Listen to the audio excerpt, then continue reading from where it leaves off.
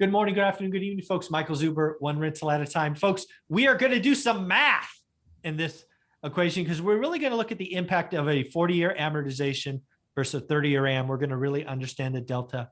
But before we get into that, we touched on a topic in video number 1 with Dustin that I think is important, that I want Dustin to kind of highlight for us. What is one of the biggest deltas or differences between a government-backed loan and a non-QM loan that that's done today, Dustin? What are the big factors? I think the umbrella or blanket it'll fall under is just common sense lending more so. You know, the Fannie Mae type loans, there's a 300-page guideline and matrix, and it's all based off an algorithm that if the client doesn't fit in that specified algorithm, even if they're, you know, more than qualified to make a payment, that's the main thing. Mm-hmm. Can they make the payment? They can't get the loan. But with non-QM, these are all manually underwritten. So there's a human looking at the situation. Do I think this person with the financials I have in front of me can repay this loan? Yeah, exactly. And that's really what it comes down to. Yeah, again, I'm not in your world, never been in your world, but this is what I kind of see, right? And again, kind of the government-backed loans, it's an algorithm, it's math. And oh, by the way, it changes, right? It changes, right? For example, in early 2020 or late 2019, you could actually get a loan as a self-employed borrower, right? With tax returns and all of that. Suddenly come March of 2020, no good, out the window, not going to happen. It's starting to adjust now. So really what I think non-QM is to me is just make sense lenders. And sometimes you need to have you could do blanket loans, you could do this. It's just so much. And again, it's a person. You have a person involved, not a computer. And again, that's my simple kind of explanation. Is that fair? I completely agree. Awesome. Well, one of the things I wanted to do here is I wanted to do math because one of my most popular videos over the last couple of months is when you guys introduced a 40-year fully amortized loan. I think 40-year is something that's coming. I think the government is going to push it. It'll be probably very owner specific, but you guys offer it. You offer a 40-year fully amortized product. Is that correct? That's correct.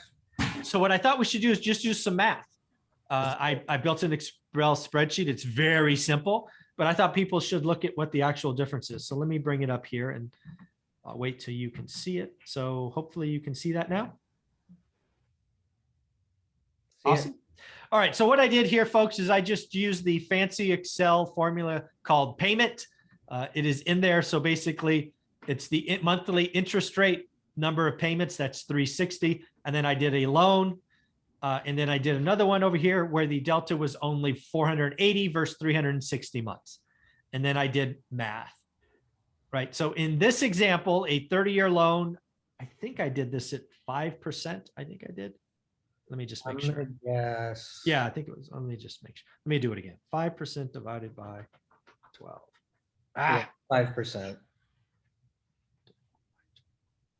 Yeah, that's 5%. So I just did 5%. We could change this because I didn't know where we were going. So 5%, 30-year, fully amortized, 40-year loan is a 1,446 payment. Same deal. 360, you get a payment of call it $164. There's a couple of things here because I've had so many people talk about 40-year mortgages versus 30-year. I've hemmed, I've hawed, I've said, well, you know what? I'm 50 now. I probably personally wouldn't do a 40-year loan today, but I need to appreciate I'm at a different spot than lots of people, right? I have more down payment. I have a portfolio. I've also recently admitted, Dustin, that if I was 30 and starting over and I wasn't 50, that I probably would get a 40-year loan because it would just be more cash flow because this $164 you see here is spendable every month. Unlike an amortized loan where yes, my net worth is going up, but it's not really spendable. What do you think of that kind of discussion here?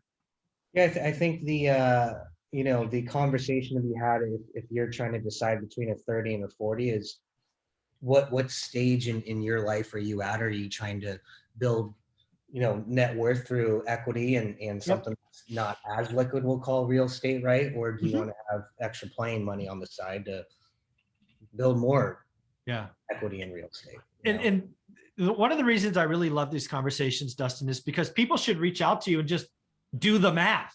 right? Some folks aren't Excel literate, wouldn't be able to do this calculation. They could call you and run through options, right? Absolutely. And what's nice is, these 30, 40 year, as you did it, I don't know if it was intended, but the rates are going to be the same with us right now, whether you go with a 30-year fix or a 40-year fix. So the cost of money or the interest that you're paying, we don't have to bore Yeah. people with the full amortization schedule of every single payment, but Mhm. on the first month, the interest that you pay back to the bank's the exact same.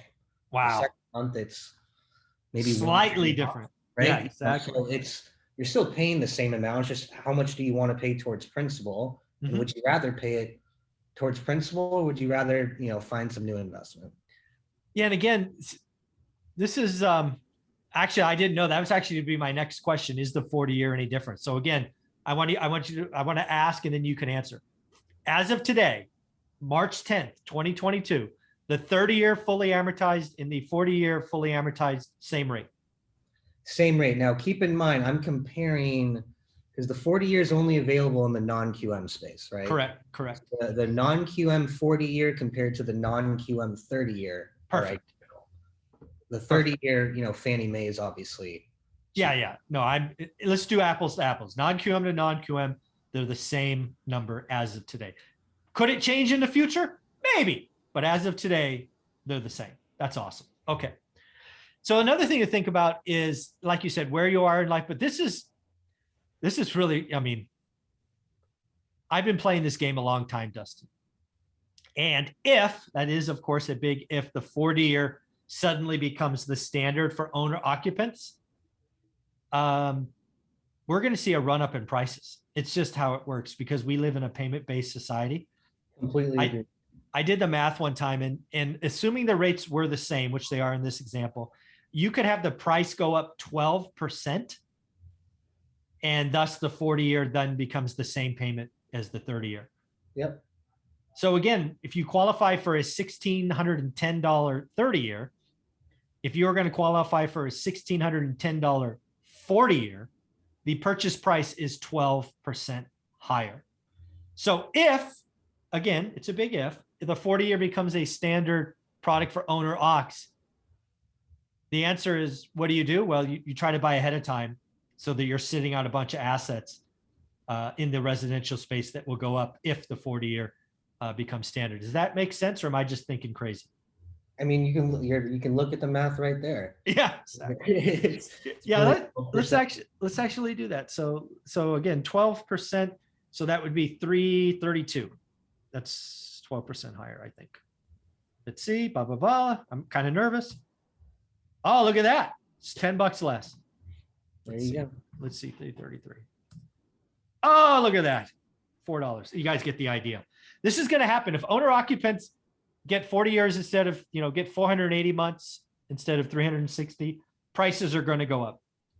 It's just how math works. We live in a payment-based society. That's why SUVs have 70 or 80 or 100-month loans. It's just kind of how it works, right, Dustin?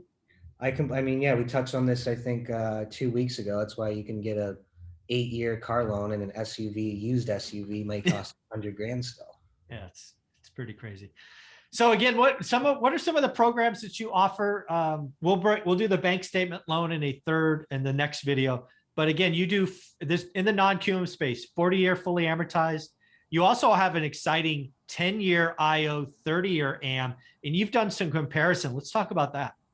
Yeah, so the 10-year IO we have on all the non-QM loans, whether it's a primary residence or an investment property. Ooh, it is nice. popular for investment properties because of the cash flow aspect of it.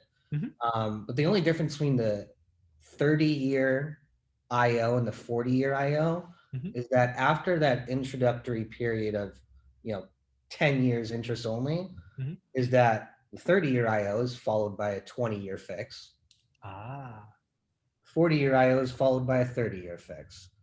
So, for those that, let's say, are on the older side and don't really want to or don't feel comfortable getting into a 40-year loan, but still like the interest only aspect of it, you can still get a 30-year term just like you're used to.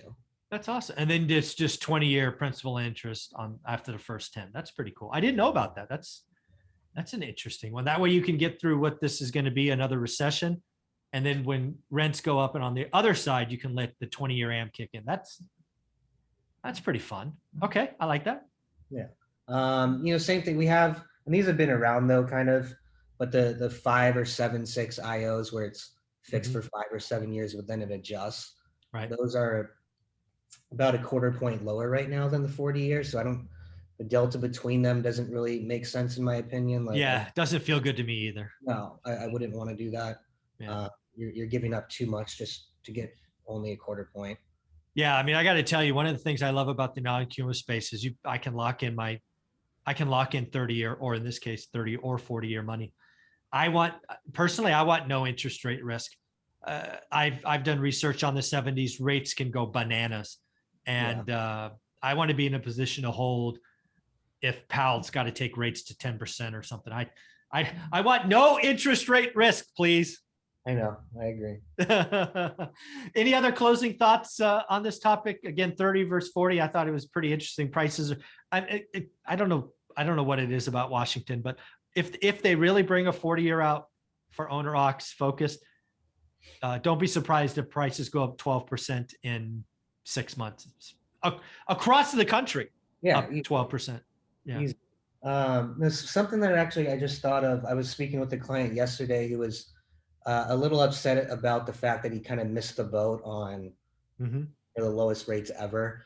And he was telling me how he had like some 3% option 6 months ago and he just never pulled the trigger, and now he doesn't think it's worth it. But I showed him and I did the math because it was for an investment property in Los Angeles.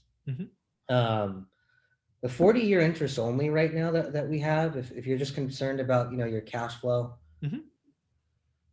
at a 5.25 on a 40-year interest only, Okay. the payment that's required to pay back to the bank every month is the exact same as a 3.25 on a 30-year fix. So if that's how you're used to doing your cash flow basis, 30-year fix at 3.25 will yield you the same payment as a 5.25 on a 40-year interest only. Doesn't matter the loan amount.